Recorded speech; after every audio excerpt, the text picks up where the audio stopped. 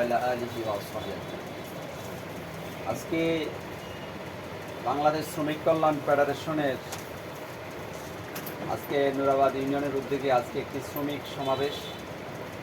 সম্মানিত সভাপতি জনাব ডাক্তার ইলিয়াস সাহেব উপস্থিত আছেন। চরপেশন উপজেলা দায়িত্বশীল শ্রমিক বিভাগ সম্পাদক জনাব মাহবুব আলম ভাই উপস্থিত, আমার প্রাণপ্রিয় একামতের দিনের সংগঠনের দায়িত্বশীল কর্মী ভাইরা।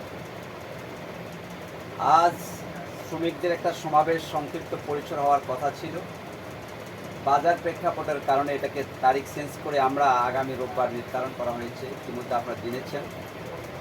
আমরা সেদিন সকল শ্রমজীবী ভাইদেরকে একটা সমাবেশ ঘটাবো। আসলে বাংলাদেশের ইতিহাস নয়, বিশ্বের ইতিহাসে যতগুলো বিপ্লব সংগঠিত হয়েছে, সবচেয়ে বিপ্লব সংগঠিত হওয়ার পিছনে সবচেয়ে বেশি অবদান ছিল শ্রমিক সম্প্রদায়। তারাই সবচেয়ে বেশি ভূমিকা রেখেছে। এই জন্য দেখেন, এই যে গত 5ই আগস্টে বিপ্লব ঘটলো বাংলাদেশে, গণ অভ্যুত্থান ঘটলো। এই অভ্যুত্থানে কোনো মন্ত্রী এমপিকে ছেলে মারা গেছে কি শুনেছেন? কোনো শিল্পপতির ছেলে মারা গেছে? কিন্তু মারা গেছে কারা? এই যে 2000 মতো মানুষ শহীদ হলেন, তারা আপনার আমার মতো অসহায় শ্রমজীবীর মানুষের সন্তানগুলো বেশি মারা গেছে। কি বলেন?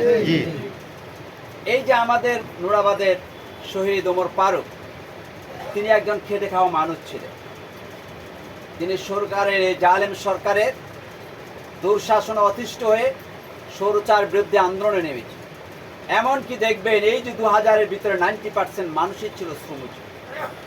এরা স্বাভাবিক খেটে খাওয়া মানুষ। এরা খুবই সত্য, ন্যায় সত্যের উপরে থাকে। এরা ন্যায় সত্যকে প্রতিষ্ঠার জন্য এরা জীবন দিতে কুণ্ঠাবোধ করে না। এই জন্য শ্রমিকেরা আন্দোলন করে বিভিন্ন সময় বিভিন্ন মতাদর্শকে প্রতিষ্ঠিত করেছে।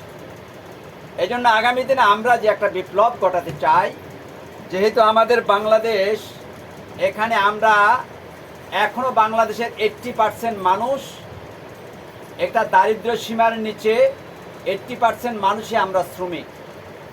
কেউ হয়তোবা ক্ষেত খামারের শ্রমিক, কেউ দোকান শ্রমিক, কেউ ড্রাইভার শ্রমিক, কেউ দর্জি শ্রমিক, কেউ রাজমিস্ত্রি শ্রমিক, কেউ বিভিন্ন মিল ফ্যাক্টরি ইন্ডাস্ট্রি লেবার শ্রমিক। মূলত আমরা সবাই কি শ্রমিক। এই শ্রমজীবী খেটে খাওয়া মানুষেরাই কিন্তু যে কোনো সময় বিপ্লবকে এরা সফলতার দ্বার প্রান্তে নিয়ে যায়। এই জন্য আগামীতে আমাদের একটা চ্যালেঞ্জিং আসছে যে আগামী 26 সালে যে নির্বাচন হবে, আমরা সেই নির্বাচনের মাধ্যমে আমরা বাংলাদেশে একটি ইসলামিক সরকার আমরা কায়েম করতে চাই। কি বলেন? ইনশাআল্লাহ আমরা একটা ইসলামিক সরকার আমরা কায়েম করতে চাই। আজকে এই যে স্বাধীনতার চেতনার নামে বিগত 54 বছরে এই শ্রমিকদেরকে আন্দোলনে ঠেলে দেওয়া হয়েছে। হাজার হাজার শ্রমিকের রক্তের উপর দিয়ে বারবার ক্ষমতায় গিয়ে কিন্তু শ্রমিকদের ভাগ্যের পরিবর্তন হয় নাই। এই নেতাদের ভাগ্যের পরিবর্তন করে তারা ইউরোপ, আমেরিকা, লন্ডন, কানাডার ভিতরে হাজার হাজার বাড়িঘর করেছে। ঠিক কিনা? এই টাকাগুলো কাদের? শ্রমিকদের। এটা কাদের টাকা? এগুলো শ্রমিকদের টাকা। আমরা যাদেরকে এমপি হওয়ার জন্য আপনারা টাকা দিয়ে এমপি বানিয়েছেন, কিন্তু 5 বছর 10 বছর পর হাজার হাজার কোটি টাকার মালিক এই টাকা শ্রমিকের টাকা। এটা কাদের টাকা ভাই? এই দেশের গরিব দুঃখী অসহায়, এই যে বিজেডি বিজিএফ, বিভিন্ন গরিব দুঃখী অসহায় মানুষের টাকা দিয়ে আজকে তারা হাজার হাজার কোটি টাকার মালিক হয়েছে। আমাদের আমির জামাত ঘোষণা করেছেন যে আমাদের যদি একজন লোক এমপি হয়, এমপি হওয়ার আগে সরকারের কাছে রিটার্ন জমা দিতে হয় যে আপনি কত লক্ষ টাকার মালিক, আপনার কি সম্পদ আছে বিবরণীতে লেখেন। এগুলো লিখতে হয়, দিতে হয়। তিনি বলেছেন আমার একজন এমপি 5 বছরে কেউ যদি 50 লক্ষ টাকার সম্পদের মালিক হয়, 5 বছর পরে তার 50 লক্ষ টাকায় থাকবে, 100টা টাকাও তার ব্যতিক্রম হবে না। তার মানে তারা কোনো চুরি দুর্নীতি করবে না। আমরা সেই চ্যালেঞ্জ দিয়ে করতে পারি, কিন্তু আজকে অন্য সংগঠন যারা আছে তারা কি চ্যালেঞ্জ দিতে পারবে? তারা তো রাজনীতি করে ভোগের জন্য, আর আমরা রাজনীতি করি ত্যাগের জন্য। তারা রাজনীতি করে কিছু পাওয়ার জন্য, আর আমরা রাজনীতি করে দেওয়ার জন্য। তারা পাওয়া রাজনীতি করে দুনিয়ার আরাম আয়েশ বাড়ি গাড়ির জন্য আর নেতার সন্তুষ্টির জন্য, আর আমরা রাজনীতি করি পরকালে জান্নাতের আশায় আল্লাহর সন্তুষ্টির জন্য। কি বলেন? আমরা রাজনীতি করি কার সন্তুষ্টির জন্য? আল্লাহর সন্তুষ্টির জন্য। সুতরাং ওদের রাজনীতি আমাদের রাজনীতি আসমান জমিন ব্যবধান। এটা ওদের রাজনীতি, এটা ওদের পেশা, এটা ওদের দুনিয়ার ভোগ বিলাস আরামায়েশের পথ হিসাবে গ্রহণ করে। আর আমরা এটা রাজনীতি করি না, এটা আমাদের জেহাদ, এটা আমাদের আন্দোলন, এটা আমাদের সংগ্রাম, এটা আমাদের জান্নাতের উসিলা নিয়ে আমরা রাজনীতি করি। কি বলেন? আল্লাহর সন্তুষ্টির জন্য, পরকালের মুক্তির জন্য, জাহান্নামের আযাব থেকে বাঁচার জন্য, আল্লাহর জান্নাতের আশা নিয়ে আমরা রাজনীতি করি। এই জন্য প্রিয় ভাই ও বন্ধুগণ, আজকে সংক্ষিপ্ত পরিসরে যারা এসেছেন, অনেক কষ্ট করে অনেক ভাইরা দূর থেকে এসেছেন, ভাইরা দুপুর দেখা হয়েছে, অনেক দূর থেকে এসেছেন অনেকে। আমাদের আজকে এই প্রোগ্রামটা আমাদের স্থগিত রাখা হয়েছে। আমরা ইনশাল্লাহ 24 তারিখ আমরা এই প্রোগ্রামটাকে আমরা অনেক বড় করে করব, আমরা ইনশাল্লাহ সেই প্রত্যাশা রাখছি। আর আগামীকাল আমাদের এই মসজিদে, কেন্দ্রীয় মসজিদে আল্লামা দেলোয়ার হোসেন সাইদি রাহিমাহুল্লাহর জন্য তার দোয়া এবং আলোচনা সবার আমরা রেখেছি, দোয়া এবং আলোচনা সবাই রেখেছি।